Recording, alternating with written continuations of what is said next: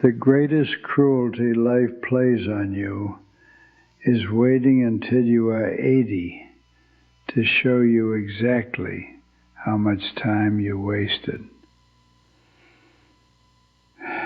45 years. I spent 45 years working for a pension. 45 years of showing up at the same office, looking at the same fluorescent lights, doing the same paperwork. I got the pension all right. I get a sizable check every month. But the punchline is, I don't need it. I don't need the money because I ran out of time to spend it on the things that actually matter. That security I chased, it robbed me of my life. When I was young, the world was different. Nobody talked about passion or finding your calling. My father told me, Barty, you find a steady job, you buy a house, and you stick to it. Stability is wealth. I believed him. Security was everything. We had lived through lean times. So when the opportunity came for a clerical job at the municipal bank, it wasn't exciting, but it felt like solid ground. It felt responsible. That was the first mistake. Prioritizing responsibility over existence. That decision, made when I was 22, set the concrete for the rest of my life. I had a dream, you know. I wanted to restore old wooden boats down at the shipyard. Not for profit, but just for the sound of the saw and the smell of the varnish. That was my escape. I even apprenticed for 6 months after high school. But the owner, old Mr. Hemlock, told me it was a poor man's future. So I walked away. I told myself I'd do the bank job for 5 years, save up, and then go back to the docks. 5 years turned into 10, 10 into 20. The bank job paid better, the benefits were better, and suddenly the safety net felt too comfortable to climb out of. I used to tell myself I was doing it for Ophelia, my wife. I was doing it for Silas, my son. I convinced myself that my misery was a noble sacrifice, that providing a predictable life was the highest form of love. Every raise, every promotion was just another brick cementing me into that cubicle. And the worst part is, I didn't even notice the walls closing in until the day I realized I hadn't laughed a genuine, gut-deep laugh in maybe 5 years.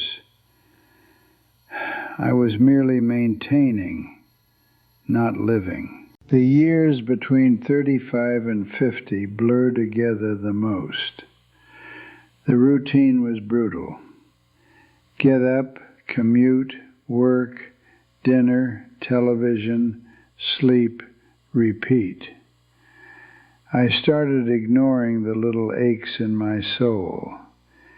If I felt a pang of longing to travel or just paint something, I'd crush it immediately. Why? Because I had a meeting tomorrow. I had quarterly reports due. I had a commitment. I saw my colleagues. They were all hollowed out too. We were all chasing the same promised land of retirement. trading our vibrant present for a guaranteed distant future. The turning point for me was 48. Ophelia asked me what I was going to do for my 50th birthday. I said probably just work. She didn't argue. She just looked at me, and I saw pity, not love, in her eyes. I realized she wasn't impressed by the size of my savings account. She was worried about the size of my coffin. That same year, Silas was accepted to college across the country, and I remember feeling relief that I wouldn't have to pretend to be interesting around him anymore. That relief was the most terrifying thing I ever felt. The cost wasn't just my joy. It was the depth of my relationships. I was physically present at every birthday and every dinner, but I wasn't there. My mind was always ticking through deadlines, interest rates, and vacation days I couldn't afford to take. I missed the small, quiet moments that build connection. I remember Silas asking me once, "Dad, what do you actually like to do?" I couldn't answer him honestly. I had spent so long being an accountant that I forgot who Bartholomew was supposed to be. Ophelia never complained about the money. She complained about the silence, about the trips we put off, about the fact that every time she suggested something spontaneous, even just a picnic on a Tuesday, I always had to check my schedule, my budget, or my obligation list. We were comfortable, yes, but comfort doesn't hold hands. Comfort doesn't share dreams. When she finally retired, she didn't want to travel with me. She went with her sisters. I can't blame her. She got tired of waiting for the man who was too busy being secure. The retirement party was glorious. They gave me the plaque. They gave me the speech. And they gave me the golden watch engraved with my tenure, 1978 to 2023. I held that watch and I thought, this is it. This is the trophy for 45 years of quiet misery. I walked out of that building for the last time, and I realized I felt nothing. No excitement, no relief, just emptiness. I had reached the finish line, only to discover the race was meaningless. The pension was just payment for the years I could never get back. Now I sit here at 80. I have excellent health care, a mortgage-free house, and more than enough cash in the bank. I don't need to work. I finally have all the security I fought for. But what do I do with it? I watch the birds outside. I read old books. I have the money to sail around the world, but my body won't let me climb the mast. I could learn to carve wood, but my hands shake. My security came too late.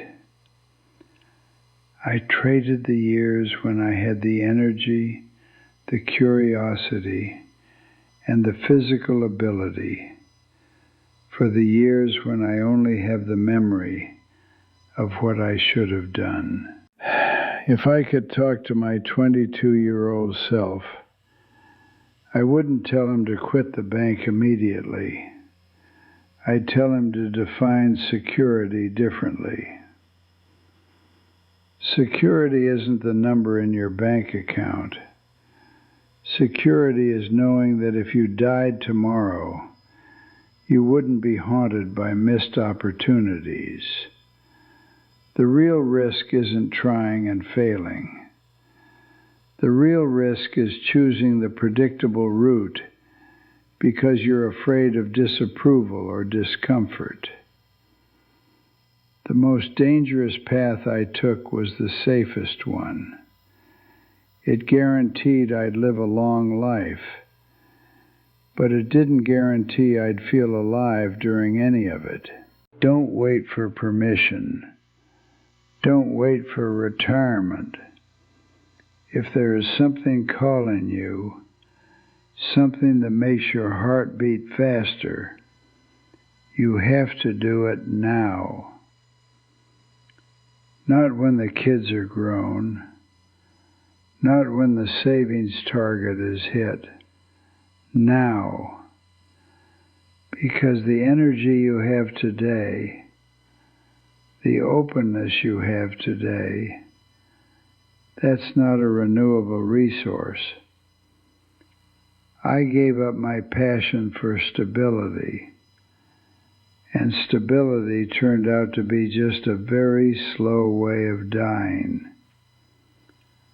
Don't be comfortable. Be brave. It's the only thing you won't regret when you reach my age.